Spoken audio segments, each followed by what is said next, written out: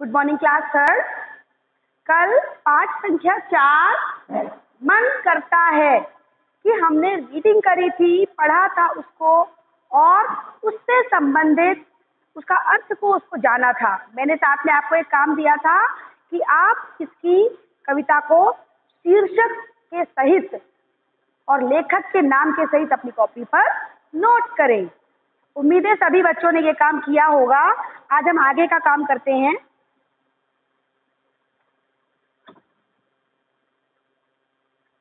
कठिन शब्द आप ब्लैक बोर्ड देखेंगे, मैंने नोट किए हुए हैं पहले से ब्लैक बोर्ड पर। कविता से संबंधित ये 5 कठिन शब्द मैंने आपको दिए हैं ब्लैक बोर्ड पर। चंदा, अकड़, बाबा, धौंस, मन। ठीक है। इसके अलावा अगर आपको इस कविता में कोई शब्द कठिन लगता है तो वो आप मुझसे पूछ सकते हैं। मैंने कल भी ये बात बोली थी कि इसके अलावा ये शब्द मुझे लगा कि कठिन है तो मैंने आपको दिए। अगर आपको कोई और शब्द कठिन लगता है तो आप उस कठिन शब्द का उच्चारण और उसका अर्थ दोनों ही आप मुझसे पूछ सकते हैं। सबसे पहले ये कठिन शब्द अपनी कॉपी पे नोट करेंगे नए पेज पर। चंदा, अकड़, बाबा, धौंस, मन करता है। उसके बाद अगले पेज पर, अगले नए पेज पर हेडिंग डालेंगे ऊपर शब्दार्थ। शब्दार्थ आपको पता है इसमें आपको 2 सूची बनानी है। इस तरह से अगले पेज पर सूची बनाएंगे। ठीक है।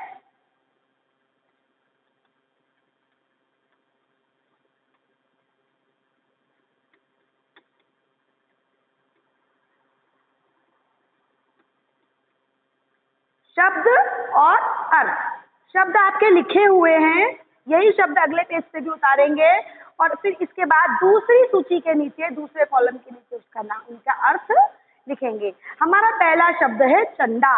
चंद्रा, चंदा का अर्थ है चंद्रमा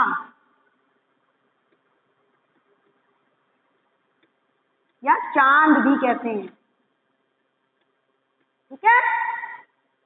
उसके बाद शब्द है अकड़। ठीक है। अकड़ का मतलब होता है घमंड या कड़ापन। घमंड या कड़ापन, अकड़ का मतलब होता है घमंड या कड़ापन। आगे बढ़ते हैं। बाबा, बाबा का तात्पर्य इस पाठ में जो दिया गया है वो है पिताजी के पिता से।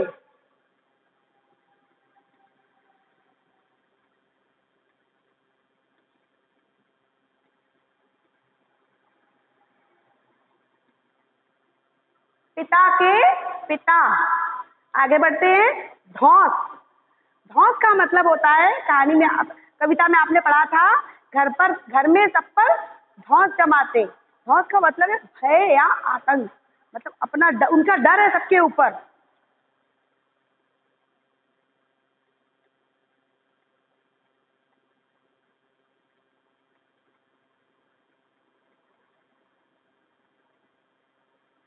मन, मन का मतलब है यहाँ पर कविता में है इच्छा।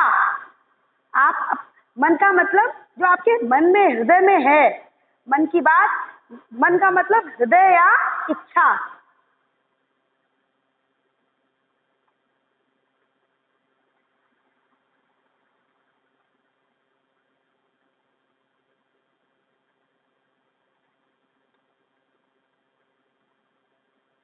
तो कठिन शब्द और शब्दार्थ सब बच्चे अपनी अपनी कॉपी पे नोट करेंगे और इसके बाद हम आगे बढ़ेंगे। आगे देखेंगे पेज नंबर 31।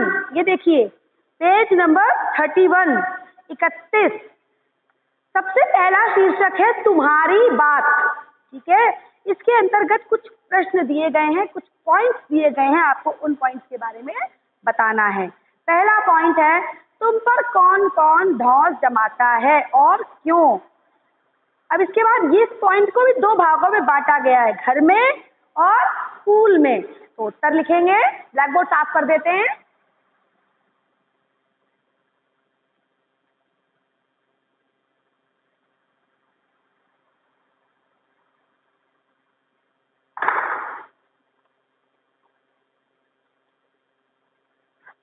सबसे पहले घर में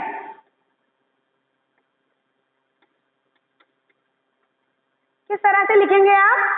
पहले शीर्षक डालेंगे तुम्हारी बात, उसके बाद लिखेंगे तुम पर कौन कौन धौंस जमाता है और क्यों। उसके बाद नीचे एक पॉइंट बना करके लिखेंगे घर में, और उसके आगे मैं आपको लिखवा रही हूँ। अब घर में कौन कौन धौंस जमाता है, आप पे कौन आतंक दिखाता है, आपको कौन डराता है, सभी जानते हैं।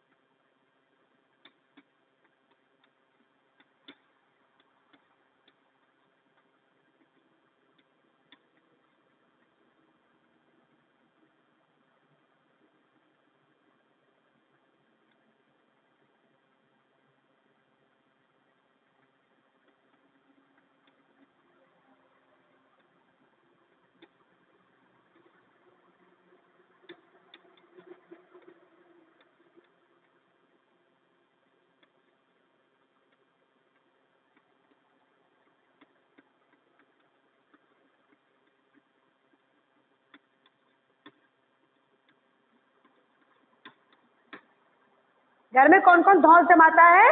घर के सभी बड़े सदस्य। छोटे तो नहीं जमाते, क्योंकि छोटे तो उल्टा, छोटे पर तो आप ही जमाते होगे धौंस, है ना। तो घर में कौन सा धौंस जमाता है? घर के सभी बड़े सदस्य। वो दादा दादी हो सकते हैं, मम्मी पापा भी हो सकते हैं, आपके बड़े भाई बहन भी हो सकते हैं, चाचा चाची भी हो सकते हैं। तो घर के सभी बड़े सदस्य बड़ा होने के कारण क्यों जमाते हैं धौंस? इसलिए नहीं जमाते कि आपको डराना चाहते हैं। वो बड़े हैं, उन्हें पता है कि हम आपको डरा सकते हैं, वो किसी बात पे आपको धमका भी सकते हैं, इसलिए वो अपनी धौंस जमाते हैं। जैसे कविता के अनुसार, कविता में बाबा सब पर धौंस जमाते थे। ठीक है, आगे बढ़ते हैं। अगला पॉइंट है स्कूल में। प्रश्न किया गया स्कूल में आप पर कौन धौंस जमाता है? लिखेंगे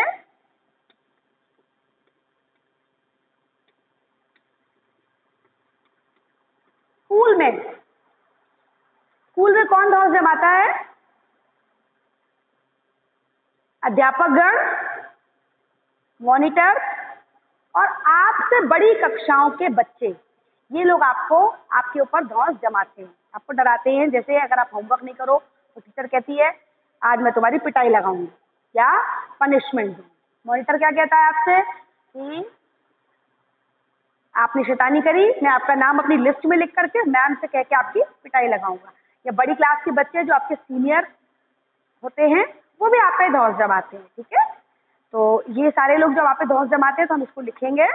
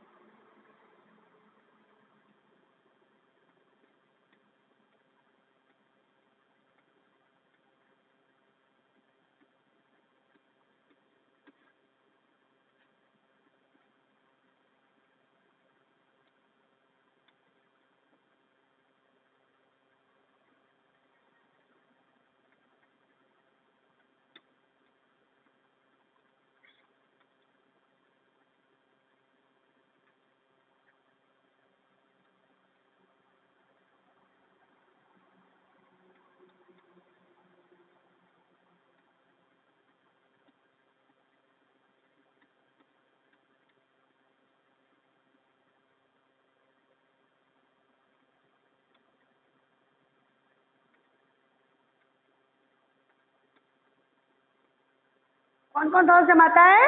शिक्षकगण, मॉनिटर व हमसे उच्च कक्षाओं के छात्र स्कूल में हम पर धौंस जमाते हैं। आगे बढ़ते हैं। मन करता है चिड़िया बनकर ची ची चू चू शोर मचाऊं। एक कविता की पंक्ति आपको, जो पिछली हमने पढ़ी अभी, मन करता है कि पंक्ति आपको दी गई। साथ में प्रश्न किया गया तुम्हारा मन कब कब चिड़िया बन जाने को करता है। विचार करेंगे कब कब हमारा मन करता है चिड़िया बन जाने को, और उसको लिखेंगे। ठीक है, ब्लैक बोर्ड क्लीन कर देते हैं।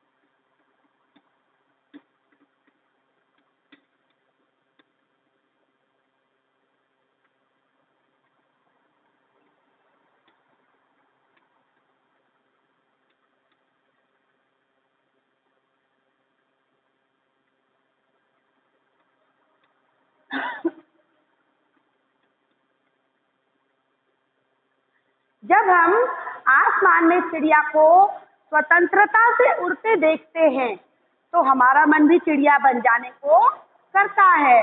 आप सभी जानते हैं चिड़िया स्वतंत्र रूप से आसमान में चारों तरफ उड़ती है, स्वच्छंद विचरण करती है, उस पर कोई रोक टोक नहीं होती। और जब हम उसको ऐसा करते देखते हैं और हम खुद से उसकी तुलना करते हैं ना उससे, जैसे अगर हम कहते देखो ये कितने आराम से उड़ रही है और हम नहीं उड़ पा रहे हैं, तो हमारे पास बहुत सारे बंधन है।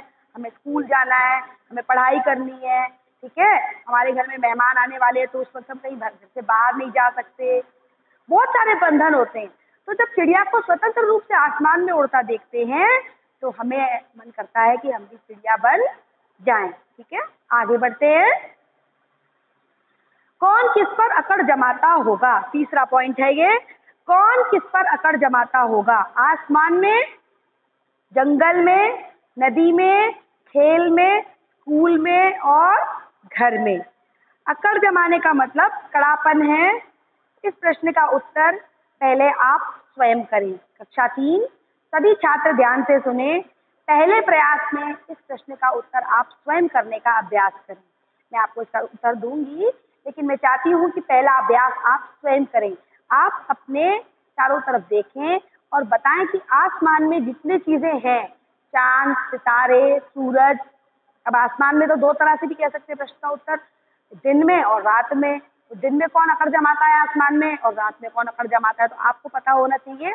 आप अपने दिमाग पर जोर डालें। इसका प्रश्न का उत्तर मैं आपको तब दूंगी जब पहले आप अपनी क्रिएटिविटी से उत्तर ढूंढने का प्रयास करें और अपने उत्तर मुझे व्हाट्सएप द्वारा भेजें।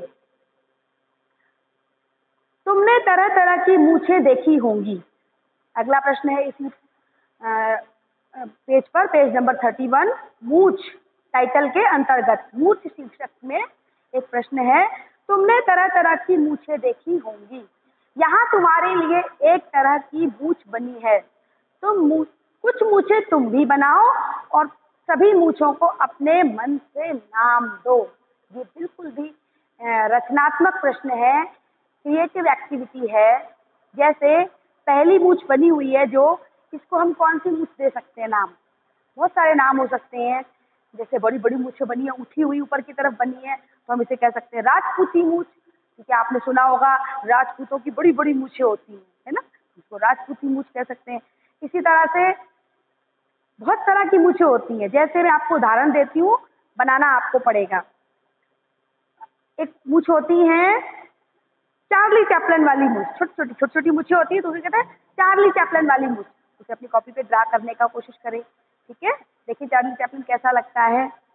और इसी तरह से आपके गांव में कोई प्रसिद्ध व्यक्ति, आपके घर के आसपास कोई ऐसा व्यक्ति है जो अपनी मूंछों के कारण जाना जाता है, तो आप उसकी मूंछों को बनाने का भी अपनी कॉपी पे प्रयास कर सकते हैं। ये काम आपको बुक में ही करना है, कॉपी पे नहीं करना है, ठीक है। क्रिएटिव एक्टिविटी है, तो यह काम आपको किताब में ही करना है। तो आपके घर के आसपास अगर कोई ऐसा व्यक्ति है, उसकी मूंछें कुछ अजीब सी हैं या कुछ स्पेशलिटी है उनकी मूंछों में, तो उनका नाम लेकर के, जैसे उदाहरण के लिए उनका नाम है रमेश, तो आप कहेंगे कि रमेश अंकल जी जैसी या रमेश चाचा जी जैसी मूछे। इस तरह से भी आप इस काम को कर सकते हैं, ठीक है। या ठाकुर साहब जैसी मूछे। बहुत सारे उदाहरण हैं, अपने आसपास नजर दौड़ाएं। ये पूरी तरह से रचनात्मक गतिविधि है।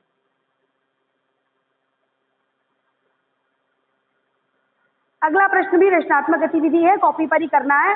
तुम्हारे घर और स्कूल में किसका क्या करने का मन करता है, लिखो और अपनी सूची अपने साथियों से मिलाकर देखो।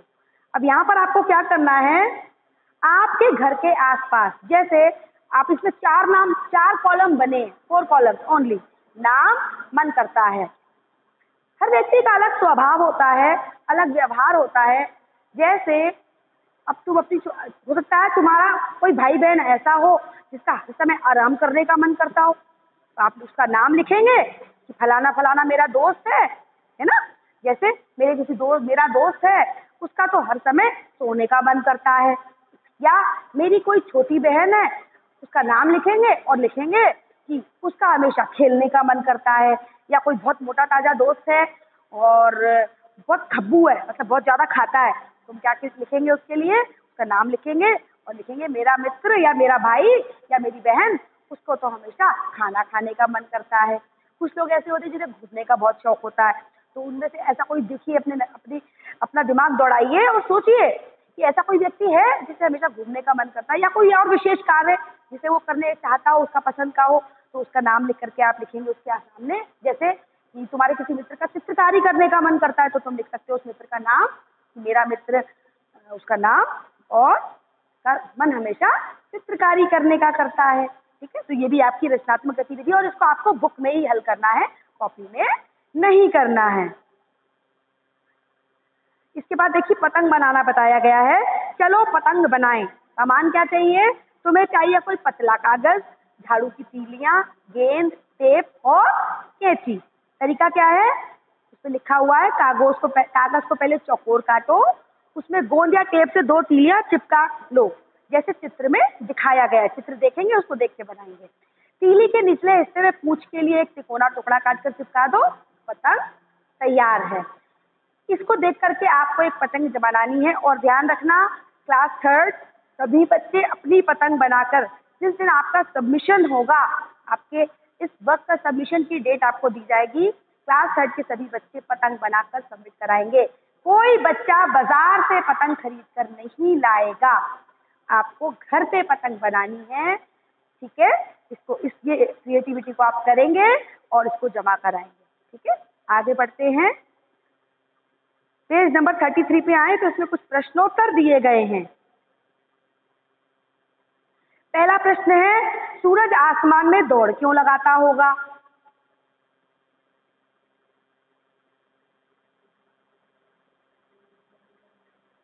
आज के लिए बेटा पहले इतना काम आप खत्म करें, ये बचा हुआ अध्याय प्रश्न संख्या 33 में दिए गए प्रश्नोत्तर और एक्टिविटी को हम कल हल करेंगे। आज के लिए इतना ही पर्याप्त है। दिए गए कार्य को निरंतर हमारे साथ रहते हुए समय से करते रहें, इसमें आपका भी फायदा है, और नियमित रूप से आप काम करेंगे। अपने सेशन में आप पिछड़ेंगे नहीं, किसी भी तरह की परेशानी नहीं आएगी। किसी प्रश्न से संबंधित कोई प्रश्न है, आप जरूर पूछें, ये आपके लिए बहुत जरूरी है, ठीक है। आज के लिए इतना ही काफी है। Thank you.